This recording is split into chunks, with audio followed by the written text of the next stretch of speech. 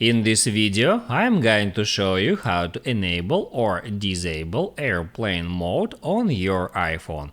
That is quite simple and easy to do, so let's begin.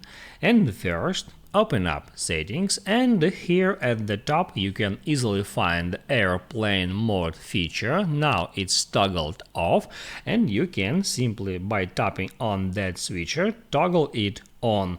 While airplane mode toggled on, it stops all your internet connections, so you will be disconnected from your Wi-Fi or mobile data, so you can't use any of your internet connections.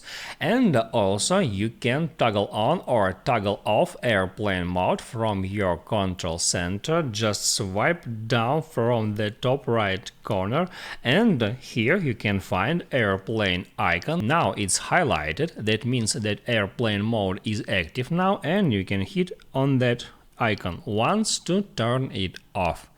I hope it helps you guys, so don't forget to like and subscribe.